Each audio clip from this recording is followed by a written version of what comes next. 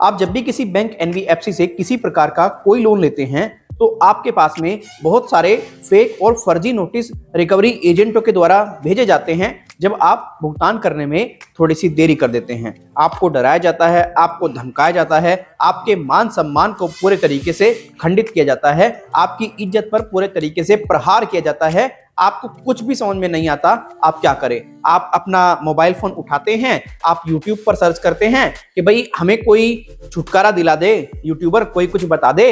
लेकिन यूट्यूबर क्या है, वो आपको इंफॉर्मेशन दे करके चला जाता है, लेकिन आप पूरे तरीके से उस इंफॉर्मेशन को वेरीफाई नहीं कर पाते हैं, क्योंकि मल्टीपल यूट्यूबर्स होते हैं और आप ऐसे ही किसी भी यूट्यूबर पर भरोसा कर लेते हैं। मैं आपको बताना चाहूंगा, अगर आप लोन रिकवरी से रिलेटेड वीडियोस देखते हैं तो आप कोशिश करें जो भी यूट्यूबर इंफॉर्मेशन दे रहा है उसको अच्छे तरीके से वेरीफाइड करें। अभी हाल ही में मेरे एक सब्सक्राइबर को कम से कम 5 से 6 नोटिस आए बैंक के। उन्होंने किसी प्रकार से किसी भी नोटिस को, मतलब ऐसा नहीं कि उसको देख करके जवाब दे दिया हो, कोई जवाब नहीं दिया, नोटिस फाड़ दिया फेंक दिया, नोटिस फाड़ दिया फेंक दिया। क्योंकि कुछ यूट्यूबर गाइड कर रहे थे कि आप नोटिस इसको फाड़िए और फेंक दीजिए। अचानक से उनके पास में कोर्ट का नोटिस आ जाता है और वो कोर्ट के नोटिस को भी पूरे तरीके से फाड़ करके फेंक देते हैं। जो वो कोर्ट के नोटिस को भी फाड़ करके फेंक देते हैं, उसके बाद में उनको पता नहीं था, उन्होंने कभी सोचा नहीं था कि हमारे साथ में ऐसा हो जाएगा।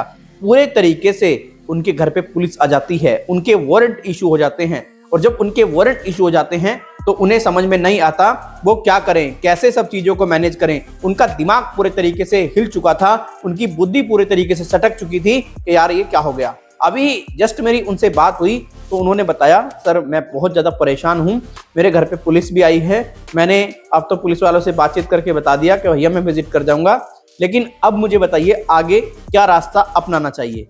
देखिए, जब भी आप किसी बैंक एनबीएफसी के माध्यम से किसी प्रकार का कोई भी लोन लेते हैं और बाई चांस आपने उसको डिफॉल्ट कर दिया, आप पेमेंट नहीं कर पा रहे हैं, राइट, तो आप जब बैंक के नोटिस आपके पास में आए तो आप उन नोटिस को डेफिनेटली इग्नोर कर दें, कोई दिक्कत नहीं है। लेकिन कभी भी आपको कोर्ट का नोटिस इग्नोर नहीं करना चाहिए। अगर आपने कोर्ट का नोटिस इग्नोर कर दिया तो आपको जेल होने से कोई नहीं रोक सकता, कोई नहीं रोक सकता।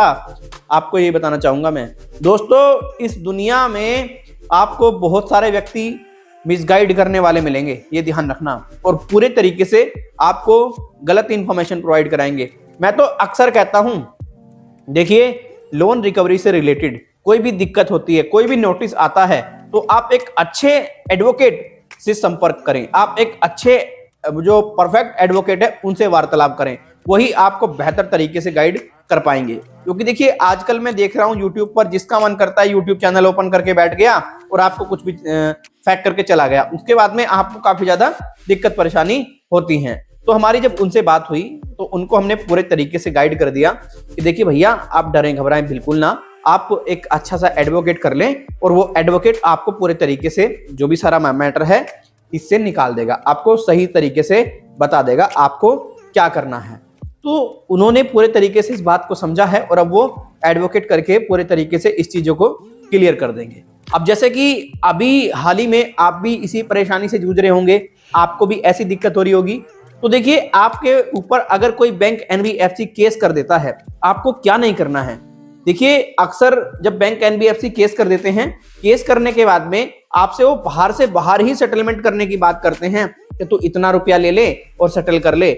बहुत से ऐसे व्यक्ति होते हैं जो उनकी बातों में आकर के बाहर से बाहर सेटलमेंट कर लेते हैं, लेकिन वो सबसे बड़ी गलती क्या कर देते हैं, वो सबसे बड़ी गलती ये कर देते हैं, जब तक वो केस क्लोज नहीं होता है बैंक से, मतलब जो कोर्ट में बैंक ने केस किया है अपनी तरफ से बैंक वापस नहीं लेता है, वो उससे पहले ही पेमेंट कर देते हैं। और जब वो उससे पहले ही पेमेंट कर देते हैं तो भाई सीधी सी बात है, बंदा जब कोर्ट केस चल रहा है उसमें पैसा देगा और पहले ही एजेंटों ने तो उससे बातचीत करके पैसा झाड़ ही लिया है, तो बहुत सारी दिक्कत परेशानी बन जाती है। इसीलिए जब तक बैंक पूरे तरीके से कोर्ट में केस को क्लोज ना कर दे अपनी साइड से, आपको 1 रुपया पेमेंट नहीं करना है। अगर पेमेंट करना है तो जो जस्टिस आपको बताएं, जो माननीय जज साहब आपको बताएं, जो डिसीजन आए उसी के बेस पर पेमेंट करें, अन्यथा ऐसे पेमेंट मत करें कि कोर्ट में केस क्लोज नहीं हुआ है और बाहर से बाहर ही आपसे बात कर रहे हैं कि सेटलमेंट कर लो भैया, इतने में बात खत्म कर लो, इतने में वो कर लो, ये सब चीजें ना करें। देखिए जब तक हम कोर्ट के अंदर नहीं जाते हैं हमें एग्जैक्ट पता नहीं होता है कि क्या सारी चीजें हैं। जब तक किसी चीज को कोई व्यक्ति फेस नहीं कर पाता है, आपको या हमें नहीं पता होता है। इसीलिए इस मैटर में जब भी कोई दिक्कत परेशानी आए, आप एक अच्छे एडवोकेट से जरूर सलाह लें। वो बेटर तरीके से आपको बताएगा, क्योंकि वो उस चीज में स्पेशलिस्ट है, राइट। तो ये आपको बात समझनी होगी। तो आशा करता हूं आप कोर्ट के नोटिस को कभी इग्नोर नहीं करेंगे। अगर कोर्ट का नोटिस आता है तो आप डेफिनेटली उसका जवाब देंगे।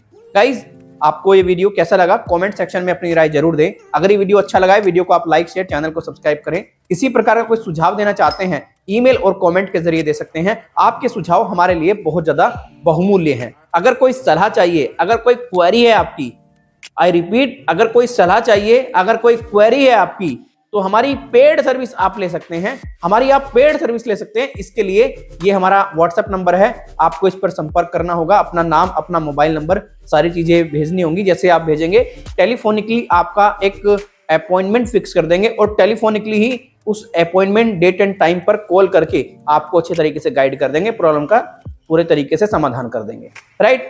कोई सुझाव हो तो मैंने आपको बता दिया, पेड सर्विस के लिए मैंने आपको बता दिया, और आपको जेल से बचने के लिए कोर्ट का नोटिस कभी इग्नोर नहीं करना है। धन्यवाद।